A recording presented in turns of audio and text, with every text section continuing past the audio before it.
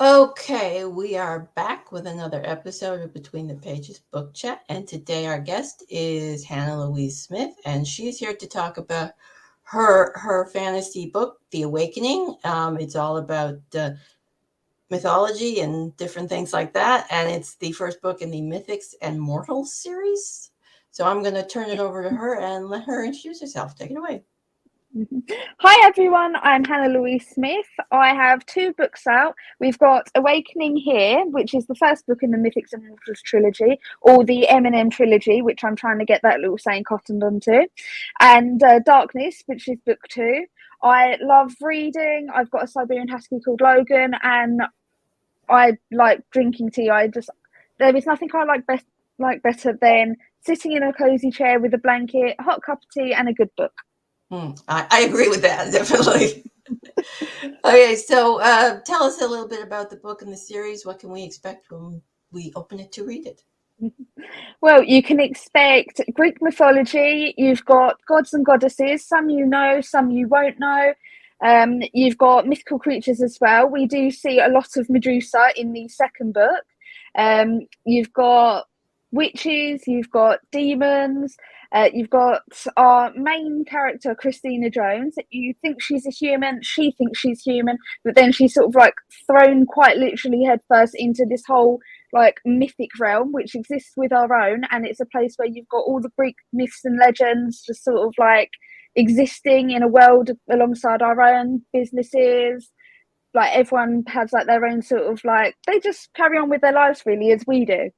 It's pretty fun. I must sort of forewarn people, do not get too attached to some characters, because in the third book, whew, there is going to be a huge battle, and you've basically got good versus evil for the whole control over the world. It's quite fun, actually.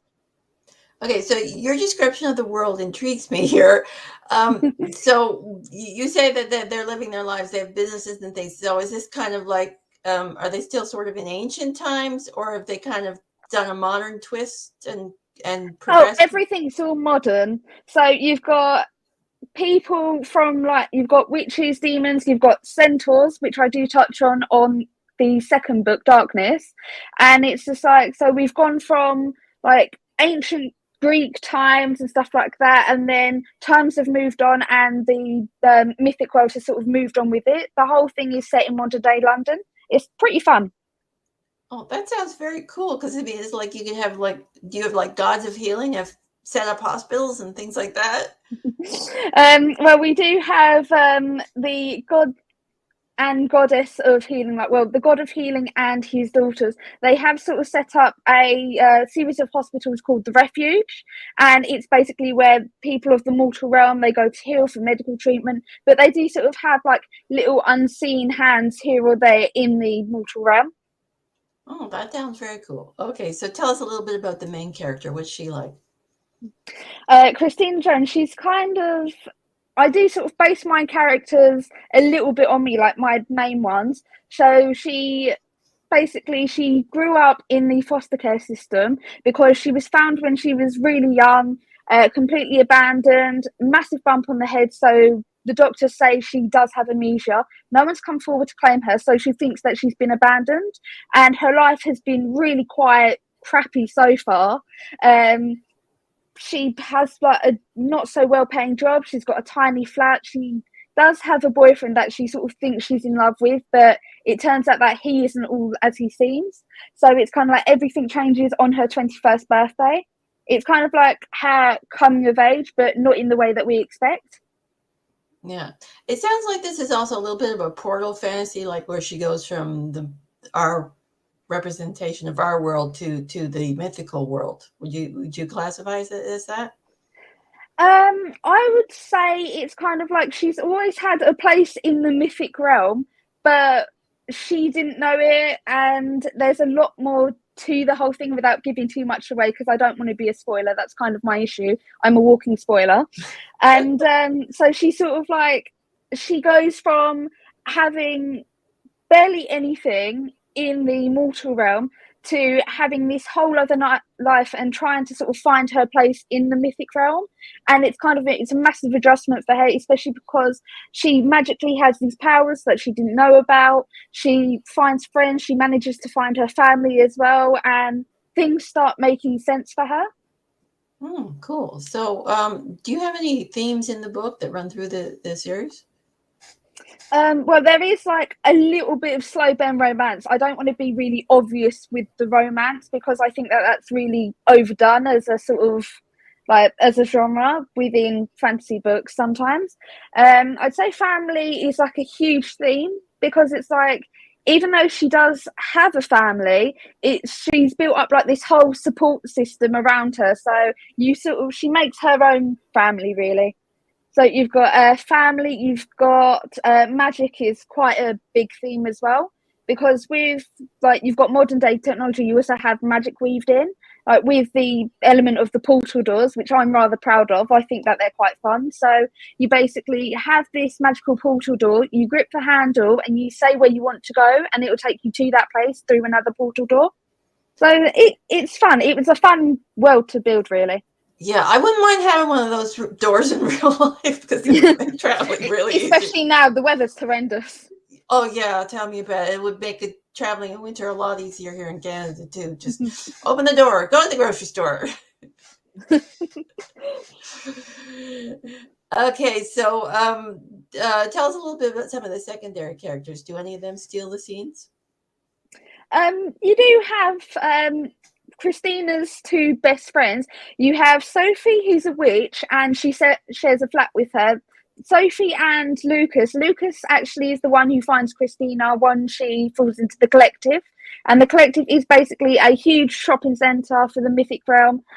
I'm just going to grab a quick drink here because I'm rambling a little bit. That's sort of my issue, Yeah, guys. If you look at any of my previous posts, I I do. have some waters for you.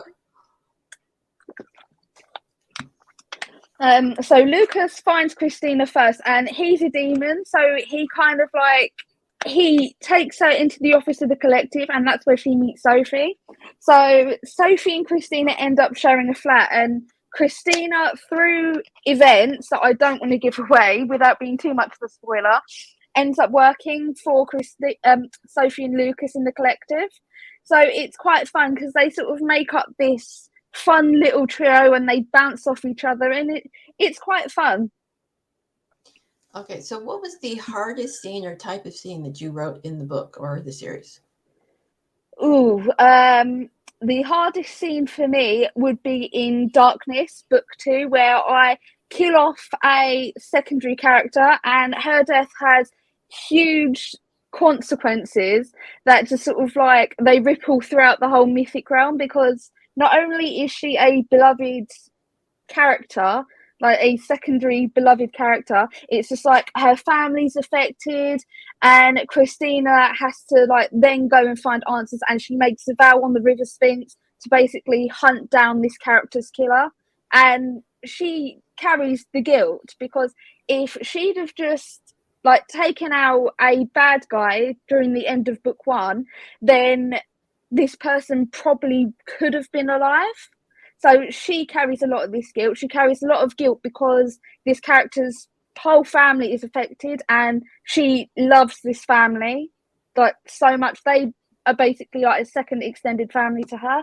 So it's quite hard, and I try not to get emotional when I write. God, I'm going to be a mess when it comes to the final book because there's going to be a lot of character deaths. Some characters we like, some we don't, but it's going to be quite like emotional to read. Okay, so what was your favorite scene or type of scene that you wrote in the book or series? Oh God, there are so many favorite scenes. I do sort of like I add like a little bit of like comedy to the book as well. So during the first book Awakening, so it's Christmas time, and obviously Christina has never really grown up with a real family, so this is her first Christmas. There's this huge snowstorm. Lucas and a character called Gerald, who is a werewolf, he works at the Clover pub in the collective, So they sort of go camping, but they come back early because it's just like it is no condition for camping. Sophie goes away to her parents for Christmas, but she comes back as well. So it's basically just Christina and Medusa. They're watching scary movies. It's all dark. Sophie sort of sneaks into the flat and scares the absolute crap out of them. So Christina screaming, Medusa screaming, Sophie screaming, and they're just like, "Oh my god, why would you do that?" And then Christina's just like, "Hold on, where's Lucretia?" Lucretia is Sophie's naked Sphinx cat, and she does appear in the books as well. And she's always dressed in like these colourful knitted sweaters, and it's quite sweet actually. I'm a huge animal lover, not so much cats, but I do quite like the character of Lucretia. And you've got Lucretia just sort of like there in the centre of the sofa, all bundled up in a little snowsuit, purring fast asleep. So it's quite fun actually. I do enjoy writing. I have a lot of fun writing the scenes, but definitely that has to be one of my top scenes there. Okay, so what are your characters afraid of? Oh God, I've never actually been asked that question before. Well, Christina, I think it's the loss of her family and friends, because growing up without family or really close friends, it's like she knows what it's like to be alone and she doesn't want to be alone anymore. So I think if anything happened to her friends and family, it would absolutely destroy her. Um, Sophie, I'm not too sure really. I didn't really include like the fears of like my characters. That's actually a really hard question, but definitely Christina losing her friends and family is a main fear, and Medusa as well. She kind of like she unknowingly has to face her fear in the second book as well. It's a huge part of the plot. Okay, so tell us a little bit about the antagonist. Do you have one that runs throughout the series, or do we have multiple antagonists? Well, the group Auxilian is kind of like a pyramid scheme. You've got the big bad at the top called the Master. That is what we know him as until towards the end of the second book, and there's this huge reveal, and it will shock the absolute hell out of everyone. And then you've got a demon called Crelus, who was banished to the void because of what he did to mythic women during the time of the ancient Greeks. So he was banished. He comes back in the second book because he was freed. You've got the Dark Witch Carpathia, who she is absolutely pure evil, and she's introduced at the end of the second book. The end of the first book, sorry, and then she's sort of like this constant threat during the second book. And then you've got Christina's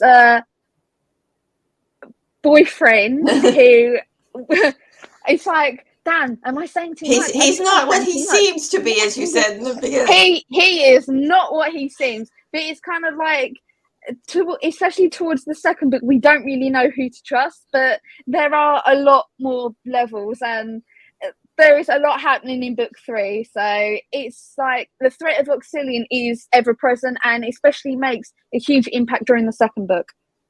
Okay, so which one of your characters would you like to hang out with in real life? I'd say Sophie, because she's quite like, she's feisty, she defends her friends, she does not take any nonsense. So I think I'd definitely like to hang out with her. I think we'd have fun. Okay, so well, you obviously write fantasy and mythic fantasy, and you've got at least one more book in the trilogy to come out. So, but have you ever thought about writing in any other genres, or have you written in any other genres? I am planning to write in other genres. I have ideas for a sci-fi space fantasy book called Interstellar Bride. I am planning to do a couple of horror books, and one of them is going to be a sort of like a retelling kind of Peter Pan called Shadow of Neverland, and that is going to be quite sort of dark horror. Because I was really inspired by Christina Henry's books. She's got the Alice trilogy. She has one that she's done on Peter Pan. She's done quite a lot of sort of like twisted dark horror ones. So it's all quite fun. But I think fantasy would be my main genre. It's easier to write in fantasy. Yeah, the horror retellings are fun. I did an Alice horror retelling for a book of mine. So yeah. And I enjoyed writing that quite a bit. I'm not sure if any of Alice in Wonderland fans enjoyed reading it. You're gonna have to email me the title because I'm really big on sort of like fairy tale retellings and stuff like Yeah, that, well, especially really dark ones. that story is in the Visions and Nightmares book I mentioned before the show started, and it's Yeah, getting a sequel this year. Well, hopefully this year coming out, called Fairy Tales and Nightmares, which is entirely fairy tale retellings. So yeah. horror based retellings. I Anyway, am a so fan of the horror genre. okay, yeah. Well, that's good because that's what I write. But I think we'll wrap it up here, and I'll let everyone tell you where to find you and your books. Or that's not come out well. But anyway, you know what I mean. So tell the viewers where they can find you and your books. Well, you can find me on social media. I'm on Twitter. I'm mainly on Facebook. I have my whole author page on there. TikTok, Instagram. You can find my books on Amazon. But I do have 2 books on there so far. So if anyone would like to like my books, review my books, like just read them in general, spread the word, and you can follow me on my author page and on Amazon. Okay, and I have the series linked in the description as well as her Facebook page if anyone wants to check them out. So, and I'd like to thank you for being a guest today. It was a pleasure chatting with you. It was fun being on here. And join us next weekend where we'll have another author guest for you. And that's it for now. So, bye. Bye.